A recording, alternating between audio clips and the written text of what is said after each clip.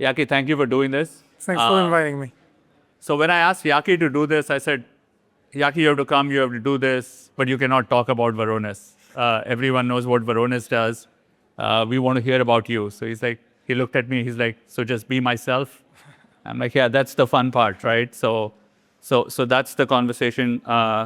Thank you again for doing this. Yaki, you run a $3 billion market cap company.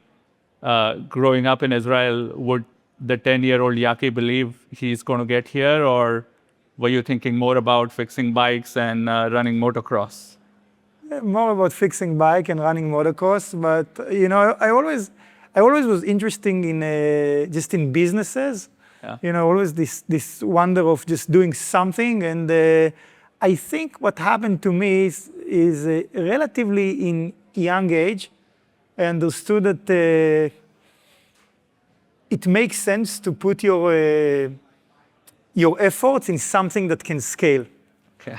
So once I understood that, it was very natural to gravitate towards software. So I grew around just businesses, just farms and shops that are fixing bikes and stuff like that. And I just understood that this is something that I like, but I don't want to do. That I need to understand, I need to find an opportunity that has the properties of scale and also something that time works for you and not against you. So this is really my journey with what I want to do and what kind of business I want to build. But yes, from relatively young age, I wanted to build business. Awesome. So the next thing we know, you're in New York, you're raising money, you're building this amazing startup. Did imposter syndrome kick in anytime? We have a lot of next-gen alums in the room, and we talk about that a lot, getting to the next level, being uncomfortable. Did it ever happen as you were raising funding in New York? So what happened to us is that so I dealt a lot with systems and security, a lot with open source development. And before Varonis, I worked at NetApp. And you are talking about around 2003. No one wanted to touch enterprise software with a stick. This was after everything that happened with the dot-com bubble.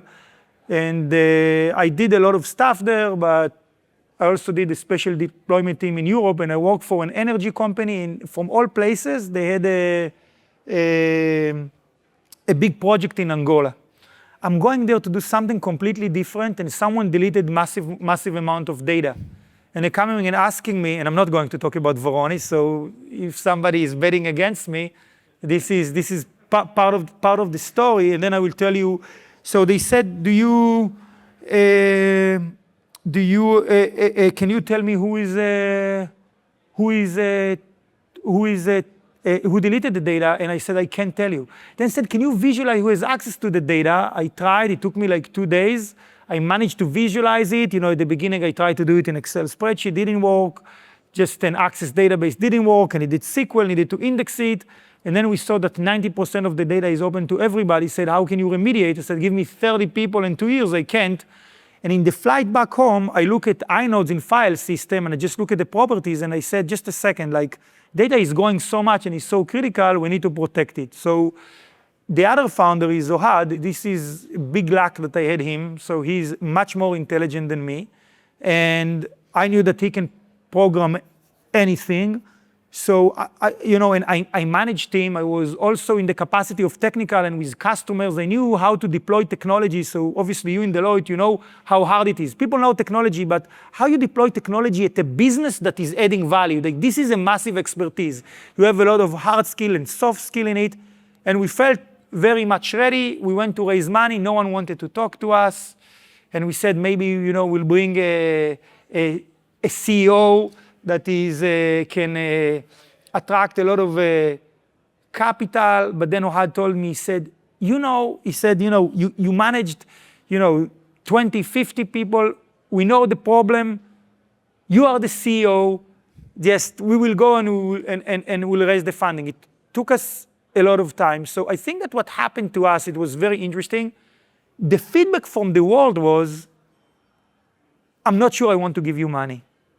But we knew the problem, and we knew the customers, and we knew how to build teams. So you need a lot of inner conviction to understand what they are saying is not true, and you know the problem. And I saw that knowing the problem and starting, and then we'll see what's going on. And as we grew, it's when you're starting a company, it's a project. And the hard thing for me was when you put me in front of customers. When I started in cold calling, I went to the biggest banks in New York, and at the time, and in Boston, but I didn't know how to hire salespeople and what to do. And I felt that this is going to be just a gating factor. And here I didn't feel an imposter. I knew very well what I don't know. So I went to my prospects in New York and I said, who is the best startup salesperson? Because you have these people, the account managers from the EMCs, but they're not startup people. And I said, who is the person that can take a product and a new concept to market? And everybody said there is this guy, Jim O'Boyle. Everybody knows him. And we are meeting him. And he came with a gentleman named Ken Spinner. They're looking at me, and I saw that Ken was very attentive, and Jimmy constantly looked down. And I couldn't understand that he looked at me, and he didn't understand. He just looked at me, and he was like baffled. Who, in his right mind, will have a suit with tennis socks? And this was like pants. And I'm looking at him, and thankfully Ken decided that they want to come. And once he came, is from a project, we became a company because he attracted a lot of very good salespeople, and he explained to me, how it needs to happen. And he was our first sales guy. And then I wanted to hire a sales leader. And everybody that I saw, it wasn't as good as Jim. And then we're sitting, it was near in New York, near the Plaza compound. And I said, Jimmy, I have good news. He said, what? I said, you are the head of sales. And he looked at me and he said, what are we doing now? I said, what do I know? You are the head of sales. so then he started to bring just high quality people. And what happened, it was very interesting. I learned that you hire very good people, and you need very good people that are not, doesn't have fixed mindset. They can grow with you, and everybody will grow together. And this works extremely well for us. And it was, and we raised $35 million, but we used only 9. In a second, I will tell you just a crazy story. And then the company started extremely fast, almost break even. We did in bookings like 2.2, then 7, and then 2008 came. And in New York, and all your pipeline financial services, everything crashed. And then a lot of hardship came. So this was like the story. So, and from there, you needed to figure it out. So I think that for me, what happened is that I constantly find people that make me much better, that 1 + 1 always equals 5. We also, if you look at our leadership team, we managed to be together for many years. And the other thing that is happening, I learned that I can learn a lot from them. So that you need to be very much open-minded, and we had this learning curve because remember, we built this market. Yeah. Like data security is established and everything. The only thing that we heard for 10 years is I don't have budget. So this is really the way that the way that it worked. So I think that the fact that we always knew that you need to bring the right person and then to learn from him and grow with him worked very well for us. I've realized how aggressive is a CEO is very easy to find out. If they say 1 + 1 is equal to 4, they are aggressive. If they say 1 + 1 is equal to 5, they are very aggressive. So I've had my fair share of dressing snafus, shown up in hoodies at the wrong places. I still don't know what tennis socks are, so I have to go back and Google that. But when you were raising money, you would show up, and did they trust this guy in a hoodie or in tennis socks? Did they know the depth of the person behind it? You meditate, you stay healthy. How did you go about building that rapport with investors? So early on, I just find someone that believed in me. So, and then Kevin Komoli from Excel, we built a very good relationship, and he decided to bet on us. It was very interesting to vet it out. He took like 10 portfolio companies or companies that he wanted to invest in to see a big bank in New York. And they said all the 9 companies are great, but Varonis is bullshit. And he decided to bet on us, and it worked very well. And they only bought us. Funny enough, we just met this customer. It's a multi-million-dollar organization that spent a lot of money with us. So we built very good relationship. And after that, relatively to our competitors, we always did very well. But now, every company with $10 million raised at $1 billion valuation, like it's sometimes detached from any metrics that make sense. After 2008, what happened is that VCs gave you little money and took the whole company. Yeah. So I convinced EMC at the time, it was Dave Donatelli, was the president, convinced him to give me capital. We also had a reseller agreement with them. And you're talking about like 2000. I had a moment in 2008, I didn't have money to pay salaries. And from that time on, I swear to God that the company will generate cash, and I will only need to be able to, I can always control my destiny. And this is what we have done. So we started to generate cash. And when we moved to subscription, it was different. But from that time on, the company always generated cash. So from 2000, we always had the ability to take money, but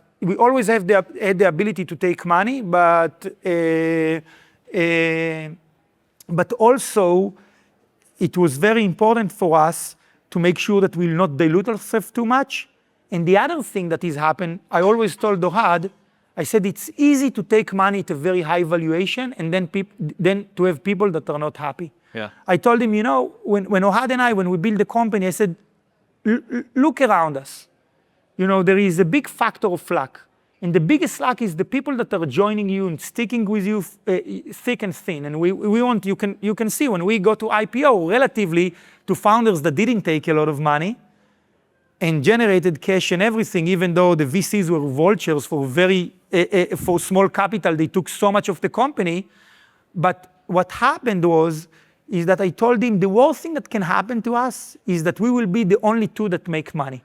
Investor needs to make money, employees needs to make money. So this is the way that it worked. So it was very important for us that everybody can win. But to be a startup in 2008, 9, and 10, it was a very, very hard proposition. So Yaki, your story resonates with me a lot. When I was interviewing my first candidate for my startup, obviously he was way older than me, and his first question was, "Kid, will you be able to pay me?" Yeah. So, and like you said, I sold my company for very little money in 2008 because I had just moved to US. Yeah. Every other store had a closing soon sign. I remember driving down and every third or the fourth store had a sign closing soon, a lot of anxiety. And that's why 2 things that you say have stuck with me a lot. When I met you the first time, I think you talked about 2 things, generating cash and meditating. Yeah. What helps you deal with anxiety? So I know generating cash will help with anxiety. So I know meditation will help with anxiety, but what else? So when everything crashed, so I came back home that day, and then I get a call from my sister, and she says that they found just a extremely severe case of lung cancer to my father. And then I saw that a lot of my investors, except of one, completely lost their mind. And I said, I don't understand what reality is. We had like 160 people in the company, and a lot of them we just hired. And I don't know if you remember at that time, it was like a lot of people just said wanted to fire a lot of folks. We didn't fire one. We just said we are going to cut salaries at 10%, and this thing is going, whatever needs to happen, it's going to succeed. But I need to make sure that I keep my head cool. So there is a book called The Attention Revolution by Ellen Wallace, and I started to meditate a lot. I just said I need to decide what to do with the business, and I need to make sure that I can do the right decisions regarding my father health. And I just found this meditation is just a tremendous technique to make sure that you can really understand the mental processes that are bothering you, to make sure that your thoughts will not kidnap you. So it's very interesting. Meditation is essentially what you're learning. It's just the space between your thoughts. And in 2008, you're talking about the level of anxiety. With 3 young kids, private schools in New York, 160 employees, a sick father. I just said, what are we going to do here? And it was just a survival mode. And the other thing that is very hard, you want to survive, but you also want to thrive. And you need to make sure that this anxiety will not stop you from investing in the business. You learning how to be maniacal about your customers. And the other thing that happens as entrepreneurs, so today when you take 700, 800 million, you can buy a lot of stuff. What happens when you are doing it like that with a lot of scarcity, you need to do a lot of stuff by yourself. A lot of it, you just need to do it. You just need to find a way. So this what happens, and and the other thing that anxiety is happening a lot of the time from unknown. So you really learn how to embrace the unknown. You don't know, so you need to think in probabilities, and you need to comfortably negotiate with risk, because you want to keep going. And this is a business of innovation. You constantly need to do the hard decisions. But the other thing that it helped me is after we went public, we went to subscription and then to SaaS. And I'm not going to talk about Varonis. I'm just saying we build this very, very robust SaaS platform that is very hard to do as a public company. You need a very strong spine, and you need to stand in front of the board and say, we are going to do that. And the public markets will beat the shit out of us for a year and a half. But this is the right thing to do. The right thing to do for the customers, the right thing to do for our future. So you just learn how to be very uncomfortable and to do the right decision. So I call them all-in decisions, right? We all come to a point in our life where we are going to make a decision where we go all in. Yeah. Your decision to move from on-prem to SaaS and re-architect your entire product, I would call it an all-in decision. Mm-hmm. What is your framework in making those decisions? How do you go about making those all-in decisions? You said you keep an eye on risk, but what else helps you in deciding I'm going to go all in here? So first, I think that in every framework, you need to make sure that the upside is bigger than the downside, and then downside will not kill you. So which is very important. You just looked at the future and you said there is just no other way, but you also need to do it in the right way. You need to argue, it's not just a lift and shift. You need to architect it in the right way. You need to make sure that it scales. You need to build all the, I'm biting my tongue not to talk about Varonis, but to do it in the right way, not to cut any corners. You need to understand, and it's actually you negotiating with your future self. And you're saying, what is the right thing for our customers? And you don't know what Wall Street will do to you. You don't know exactly how people will react, how salespeople will, how the pricing will work, but you understand that it's the right thing for the value proposition. And this is how the company that you want, that the customer want, needs to look like. And then you are going all in. And all in, you know what it means? It means taking 90% of your engineering resources and putting on it, and don't get a yield from your efforts for a year and a half, but then it pays off in big dividends. So let me ask you a follow-up question then, right? These all-in decisions. Do you believe in luck? Yes. Expand. So I think that a human, so first... Let me ask this. How has luck played a role in your success? How much of your success do you attribute to luck? It's a very good question. I told you I'll come up with one good question and half there are moments that luck is 100% than what you are doing with it. The fact that Ohad and I met, you know what I mean? The other founder and David Bass that stayed with me is tremendous. It's tremendous luck that Jimmy and Ken decided to join me. I wouldn't join me. You know what I mean? He's 40 years old, has 3 young kids. A guy comes from Israel, talks with, a heavy accent. I couldn't understand myself. You know what I mean? And then he just decides to come because he believes in the value proposition and believe in grit, to decide to be, just to have the luck to be in the right, to be in the right market. So I just think the way that you, at least the way that I operate, I always, at least metaphorically, believe that I have two notes in one pocket. One is the world is created for me, and the other one I'm ashes and dust. And this is how, and this is how I operate. But I also believe in planning. I also believe in execution, and I also believe in following through with something. I can tell you that we have some products that exploded, that for 2 years nothing happened, and I just knew that it's the right thing. I knew that it's inevitable. And sometimes I was almost alone, and it worked. So I think that there is luck in the return of luck, and it's a balancing act. But you must believe in it.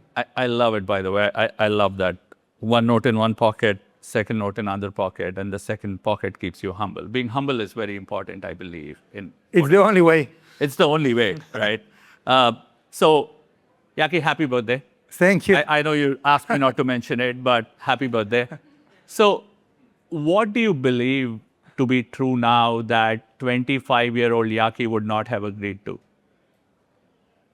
It's your birthday, so it's good time for reflection.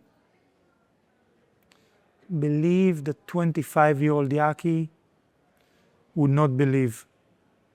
What are one or two of your perceptions or opinions that have changed over the years? So I changed a lot. I think that I changed a lot. I think that people that don't change their opinions, I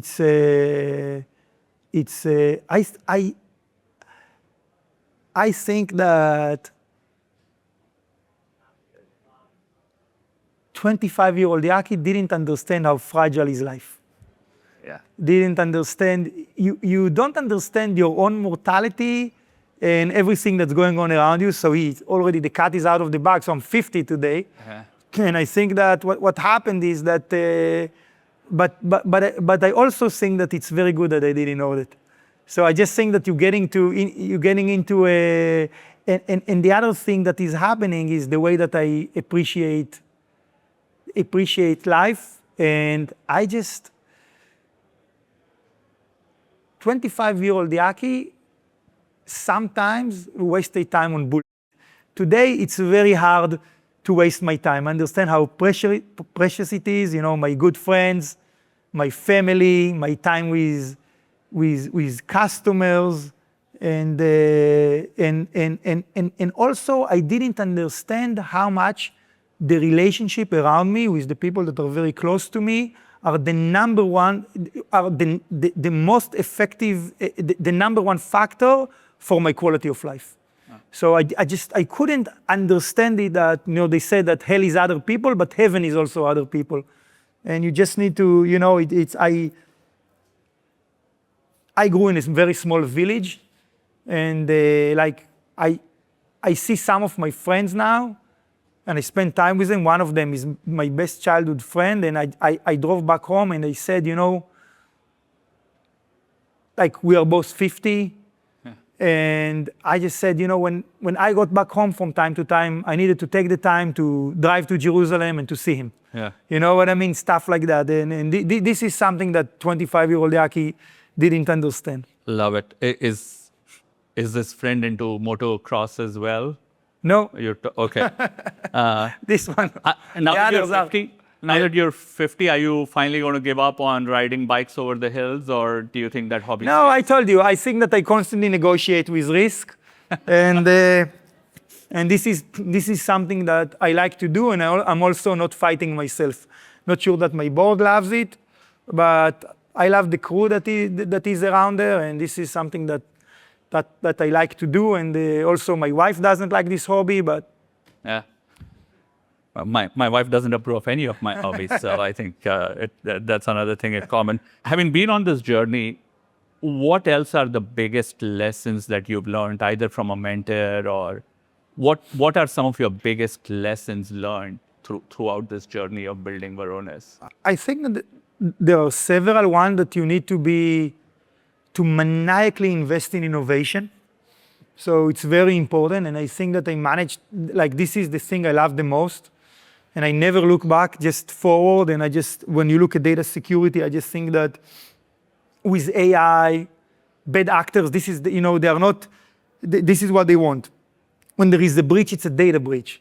So I believe that we are doing something that is very important, but humanity will not be able to have the productivity gains from all the goodness that is around us without information protection, and just to constantly innovate, to be maniacally focused on our customers. Like, for me, if a customer is not renewing, it's just someone stabbed me in the heart.